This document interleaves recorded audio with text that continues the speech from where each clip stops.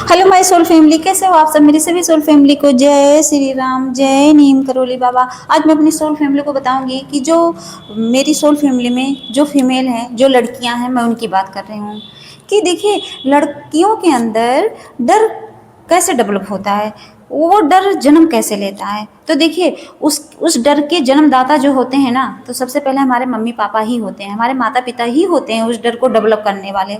सोचिए कैसे, दिमाग लगाइए। आप खुद सोचिए, आप एक लड़की हो तो आप खुद सोचो कि ये डर आपके पति ने डेवलप किया है आपके अंदर? कभी नहीं। आपके मम्मी पापा ही डेवलप करते हैं, आपके घर में ही उसका उपज होता है, उसको जन्म दिया जाता है। जैसे इंसान छोटा सा बच्चा पैदा होता है, धीरे धीरे धीरे धीरे वो बड़ा होता है और बहुत ज़्यादा मजबूत और स्ट्रांग बनता है, वैसे ही जो उस डर का बीज है ना, हमारे घर में ही बोया जाता है। जब लड़कियां जन्म लेती हैं, जैसे थोड़ी बड़ी होती हैं, बस वो डर का बीज ऐसे बो दिया जाता है कि वो धीरे धीरे पेड़ बनता चला जाता है। और फिर क्या होता है, फिर वो जिंदगी भर वो लड़कियां डरपोक कही जाती हैं। तो सोचिए, जैसे मान लीजिए बचपन में लड़की हुई, धीरे धीरे बड़ी हुई, थोड़ी सी ही बड़ी हुई, मान लीजिए वो 7-8 साल की हुई, 10 साल की हुई, तो सबसे पहले तो उसके अंदर डर डर यही पैदा करेंगे कि जो है बेवजह डर। कैसे डर कि देखो वहाँ मत जाना, फला जगह मत जाना, वहाँ बड़ा खतरा है। ये डर ही तो है। कहीं अंधेरा है तो कहेंगे बेटी वहाँ जाना मत, वहाँ अंधेरा है। क्यों डराते हो? उस अंधेरे का और कोई उपाय नहीं है।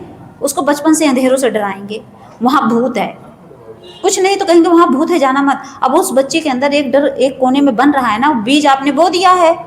थोड़ी और बड़ी होंगी तो लड़कों का डर, लड़कों से बात मत करना, लड़के मतलब लड़कों के लिए कहेंगे कि लड़के ऐसे होते हैं वैसे होते हैं। मुझे पता है सारे लड़के घटिया नहीं होते ना, लेकिन लड़कों के लिए लड़कों से दूर रहना, वरना मैं तुम्हें मारूंगा, अगर उससे बात कर ली तो मैं तुम्हें मारूंगा।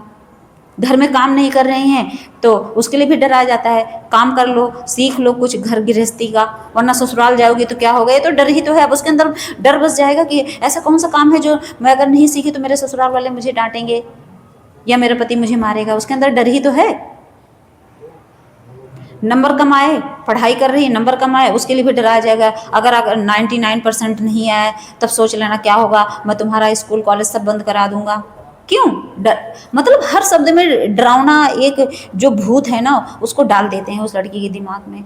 और बाई चांस लड़कियां, देखो एक चीज़ और मैं बताऊंगी कि देखिए जैसे होता है कि लड़कियों को कभी कभी ऐसा होता है कि मान लीजिए कोई लड़की है, वो कहीं बाहर निकली और मान लो 10-15 साल की है, थोड़ी बच्ची है, उसको किसी ने टॉर्चर कर दिया, मान लो फिजिकली उसके साथ कुछ गलत करने की कोशिश करी, तो क्या होता है फिर वो करेगा, उसके बाद डराएगा। डराएगा क्या कि अगर तुमने अपने घर वालों से बताया तो मैं तुम्हें जान से मार दूंगा, कहीं मिल जाओगे तो मैं तुम्हें छोड़ूंगा नहीं, अगर तुम्हारे घर वाले जान पाए अगर मुझे कुछ बोला तो ये डर ही तो बनाते हैं। तो मैं बार बार इसी बात को इसलिए बोलती हूँ क्योंकि लड़कियां हिम्मती बने, क्योंकि बुज़दिल नहीं हैं। हमारे अंदर भी हिम्मत है। हम लड़की के नाम पे जो ये अबला और कमजोरी वाला शब्द बना के अपने लिए बैठ गए हैं कि हम अबला हैं, हम बहुत कमज़ोर हैं, हम किसी के सहारे के बिना नहीं चल सकते। नहीं, हमें किसी को बैसाखी बनाना ही नहीं है। हमें भगवान ने हाथ पैर सही सलामत दिया है, हम चल सकते हैं, हम अपना काम खुद कर सकते हैं और हम डरेंगे नहीं।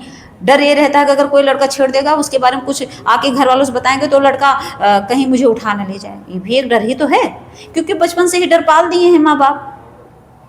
तो हमेशा मम्मी पापा से भी मैं रिक्वेस्ट करती हूँ कि आप लोग अपने बच्चों के अंदर ना डर मत डालिए। बच्चों का मतलब है आप बेटी के अंदर वो जो डर डेवलप करते हैं ना, आप समझ लो बीज बोते हैं, बस उसके बाद की ज़िंदगी उसकी बर्बाद हो जाती है, बेकार हो जाती है उसकी ज़िंदगी। आपको क्या पता है कि लड़कियां कैसे कैसे सहन करके अपनी ज़िंदगी आगे गुजारती हैं।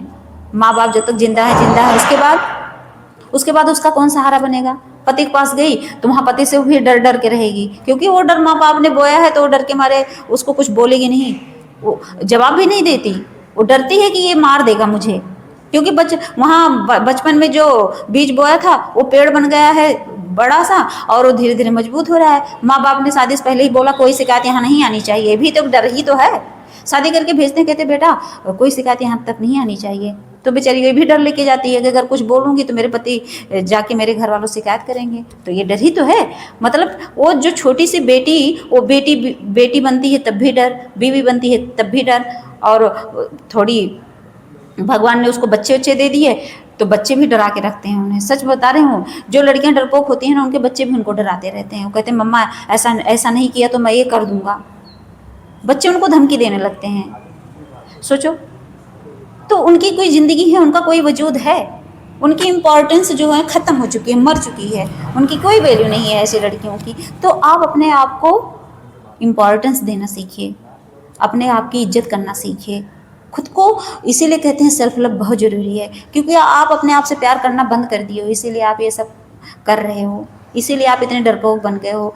तो जो लड़कियों के अंदर डर डेवलप किया जाता है, इसके सबसे ज़्यादा जिम्मेदार मम्मी पापा ही होते हैं। इसीलिए मैं मम्मी पापा से रिक्वेस्ट करूँगी कि अगर आपकी छोटी बच्ची है, उसको हमेशा स्ट्रांग बनाओ, ना कि कमज़ोर, अबला।